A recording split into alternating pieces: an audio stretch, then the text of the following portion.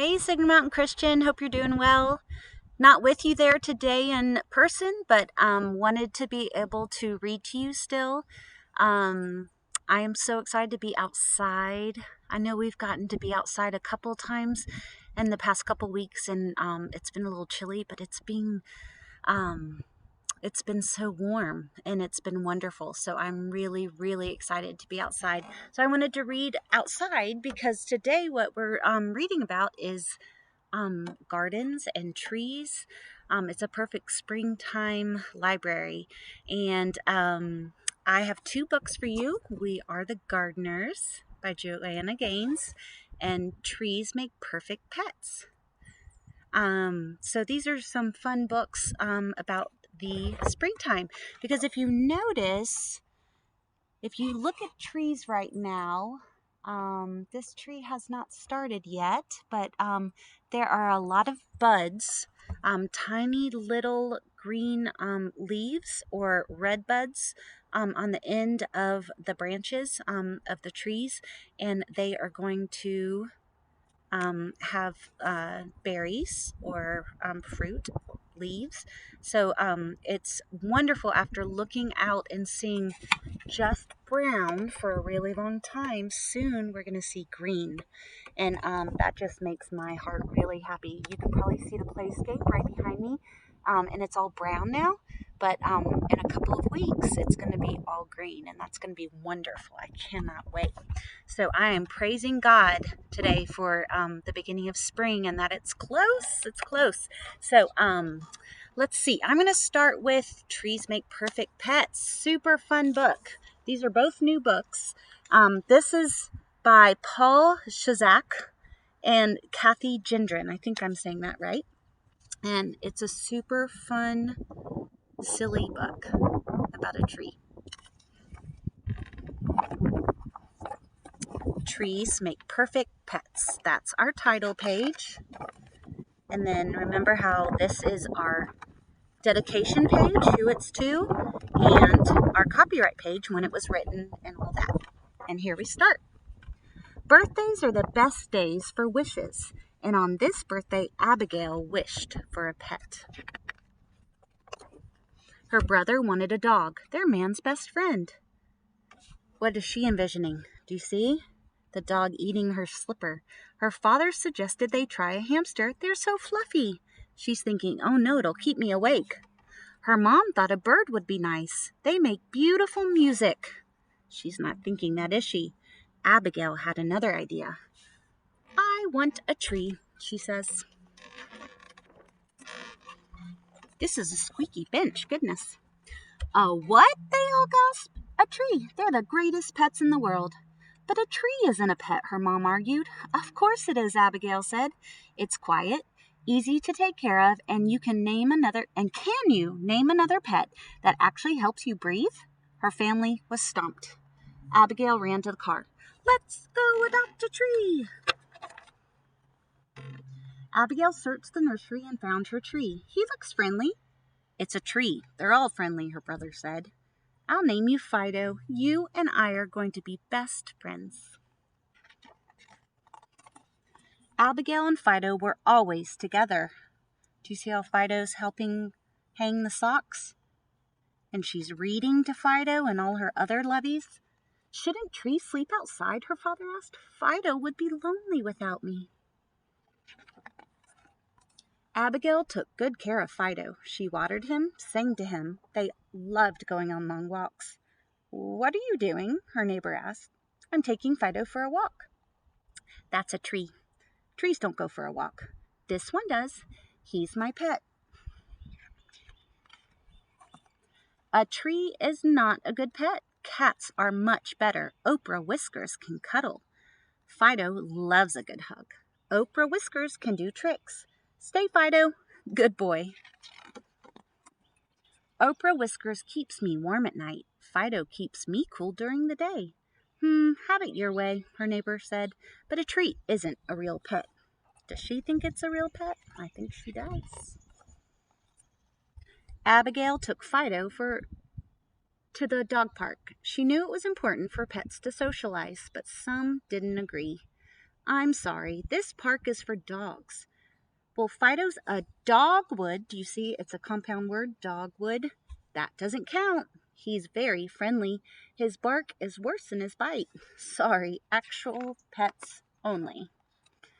Abigail didn't care what other people thought of Fido. She didn't mind that Fido couldn't go where other pets could. She didn't mind that Fido was only good at fetching kites and didn't like to give them back. She didn't mind that he sometimes had accidents. None of that mattered because Fido was her pet. I like her not caring about what people thought of her. Isn't that cool? She has confidence. But like all pets, Fido grew. Uh-oh, what do you see? Where is it coming out of? Walks became more difficult. Fido was a tight fit in her room at night, and the breakfast table became crowded. There are leaves in my cereal again. Honey, Fido is too big to live in the house. He needs a permanent home, her mom said. But Fido's my friend. Where would he live? Outside. A tree belongs in the ground, her father explained. Abigail's heart broke. Fido had gotten too big for the house. Keeping him inside was not fair to him. She found a sunny spot in the yard and dug him a new home. But Abigail wasn't ready to let go.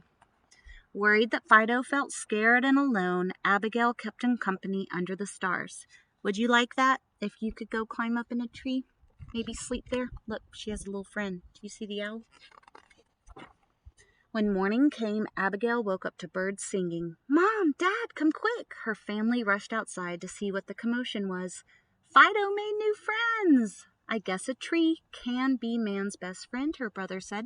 Do you see all the birds nesting? They're building nests, and all the squirrels having so much fun. Abigail hugged Fido. A tree is everyone's best friend. Do you see even the neighbor's cat? Even the neighbor's cat wanted to be part of it. Trees really are our best friends because what do trees make? They make our oxygen, right? We have to have trees. So it is good to care for trees and to not break off branches unless they're dead and you're cleaning them up. So it really is a good reminder to take good care of trees. All right, and then we are the gardeners. Do some of y'all have gardens at home? It's a lot of work, but some of you might have flower gardens or some of you might have vegetable gardens. Yum. So this is by Joanna Gaines and her family. Isn't that cool? Her kids helped her. And our illustrator is Juliana Sweeney. I think they're so beautiful. So here's a picture of Joanna Gaines, and she has 5 kids. And they live in Texas. We are the gardeners. That's a pretty official title, but we didn't start out this way. Just like our garden, we started small and grew from there. Some say that a garden just grows from seeds, but we think it grows from trying and failing and trying again. A garden is hard work, but so is most of the good, important stuff in life.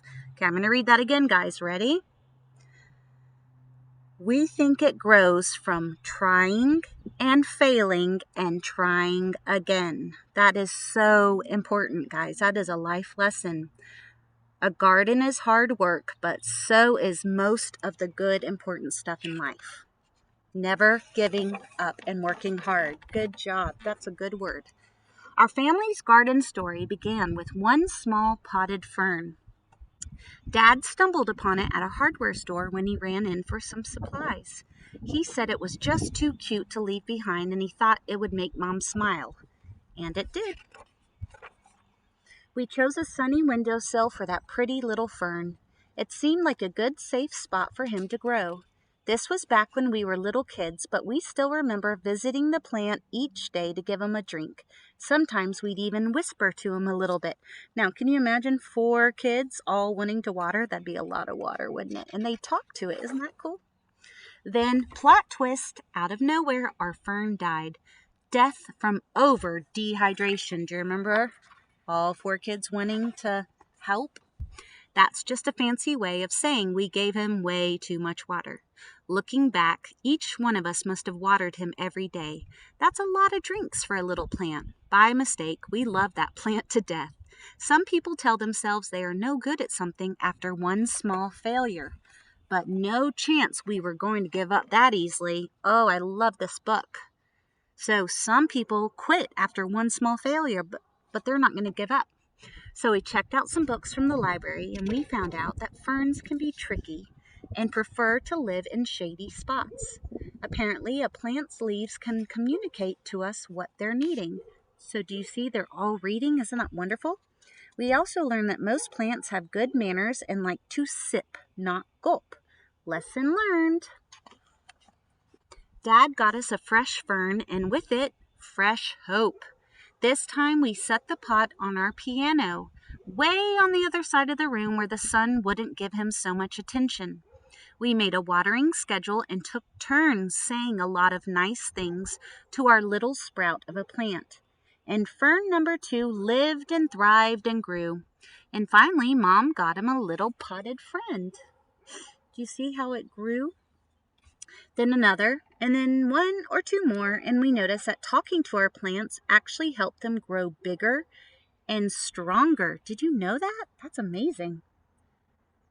So we added some songs and jokes into the mix. Unlike when we overwatered, 0 plants died from us talking too much. Pretty soon, plants were taking over the house, and Dad said it was time to graduate to outdoor gardening. Mom was so excited about the new outdoor garden as we was as excited. And she started talking about it with a dreamy look in her eyes. That's when Dad called a family meeting so we could come up with a real plan. So this is the mom dreaming about the garden.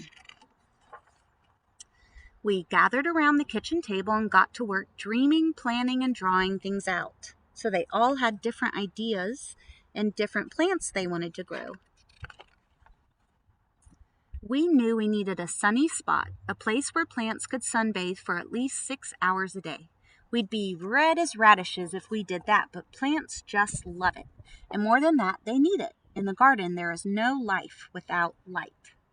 So here's the shed, and they have chickens. And then they're saying they need full sun, good soil, and water, the 3 things that every plant needs. Dad always said that the foundation for the most important thing when it comes to building a house. So the foundation is the most important thing. A house cannot be strong if it's built on something weak. And the same holds true in the garden. So to make the foundation of our garden strong, we filled it with something called soil, good soil, which includes a bunch of tiny living things called organisms, and that can grow in them. That's pretty amazing when you stop to think about it. A whole hidden world of life is happening beneath our feet. Just because you can't see the good things with your eyes doesn't mean they're not there. And here's another cool thing about soil is that it feeds and strengthens the seeds we sow. And then, like a miracle, plants and flowers burst from the ground. It is an amazing thing. From one tiny seed, all that can go. So the tiny seed of a potato plant grows potatoes, and radishes come from radish seeds, and everything else. We also knew that our garden needed to get plenty of water. Rain is the very best thing for plants to drink, but it's hard to know when and if rain is coming. So a couple of other options to keep plants hydrated are to collect rainwater or use a sprinkler or garden hose to get things done. Once we had a location with plenty of sun, good soil, and a watering plan, we got right to work. First things first, seeds. The most fun part of planning out our garden was deciding what to plant. We started with foods we liked to eat, like strawberries and tomatoes, and then we chose some pretty flowers to keep them company. The thing about seeds is that they're everyday miracles. Everything a plant will grow up to be is already hidden inside that seed. So do you see how tiny those seeds are? Everything that the plant needs is already in there. God's design is amazing. We chose flowers like zinnias, sunflowers, and cosmos so pollinators would visit our garden. I'm sure you've learned about pollinators. Butterflies, hummingbirds, and bees spread pollen around from flower to flower, encouraging even more things to bloom. We like knowing that little helpers are out there in nature working with us to help this garden grow. The bees must have put the word out that we had a pretty good thing going, because sure enough, all sorts of other critters started to arrive. We found out quickly that there were 3 types of bugs in our backyard: the good, the bad, and the ugly. Let's start with the worst part. It was a pretty sad day when the aphids arrived. They are some of the more well-known villains in the gardening world. They suck the life right out of the plants. But then ladybugs showed up to eat those pesky aphids for lunch. Or it says aphids, actually. Ladybugs are for sure part of the hero camp, bravely protecting our plant friends from harm. And we've got to tell you about the earthworms. Do you see that? Isn't that funny? They're like the secret agents of the garden. Earthworms eat all the dead things like old roots and leaves and turn them into life for the soil. Every time we found one, we would all high five and celebrate. They aren't pretty, but who cares? They're awesome, and we love seeing them hard at work. Isn't God amazing how He's created everything to work together? We realized pretty quickly that we needed to keep the weeds out. They are the true bullies of the garden. Weeds try to steal water, sunlight, and nutrients from our fruits and veggies, and it's our job to make sure those little rascals don't take over. If we ignore the garden for too long, the weeds run wild and hurt our beloved plants. It's so much easier to do a little bit every day. Wow, look at that. Isn't that beautiful? We were officially gardeners and had a real-life garden to prove it. That garden became our pride and joy. Day in and day out, we tended to our plants, making sure they got plenty of sun and water. Every time a new plant sprouted up from the ground, our excitement grew right along with it. As time passed, our garden grew bigger, and so did our family. When our garden was finally in full bloom and growing tall, we'd run through the aisles and watch the butterflies flutter around us. They had a little brother. But one day, as we were in mid-skip, we noticed some trespassers helping themselves to lunch, and by lunch, we mean half the garden. Animals may look cute and innocent, but some have a sneaky side. They can wipe out a garden in no time flat. The chickens ate the vegetables, the goats ate Mom's roses, and the bunnies weren't picky at all. They ate anything in sight. Saying goodbye to that many happy plants was even harder than throwing away our very first dead fern. We debated if we should give up. Was it really worth it to start all over again? Then we remembered one very important detail. We are the gardeners. It was our responsibility not only to grow this garden, but also to protect it. So if we put up a little fence to keep the animals out and got to work. Rebuilding the garden. Isn't that wonderful? They didn't give up. It didn't take long to get our plants and flowers growing tall again. To this day, our very favorite days are when we get to gather the fruits of our labor. Mom loves to set the table with pretty flowers in every color you can imagine. We help her dream up recipes for the food we've grown. Sometimes when we see all that beauty laid out, we can't believe that our hands helped bring it to life, and it makes all the hard work worth it. It's what keeps us coming back day after day, season after season. We still keep a little fern on our piano to remind us of the small beginnings. Every time we water it, we're reminded not to give up when things don't work out the first time. Let me repeat that. We're reminded not to give up when things don't work out the first time. Because the thing is, whether one potted fern dies or half the garden is wiped out by little critters, every failure or setback teaches us something. Dad says that every hard thing we choose to do makes us braver for the next time. There are so many lessons waiting to be learned, and a whole world of gardening ready to bloom. We are the gardeners, and you can be too. I love that book. Wow, so many good life lessons. Wow, that was beautiful. I am so excited that I was able to read to you today, and I hope to see you next week. Bye.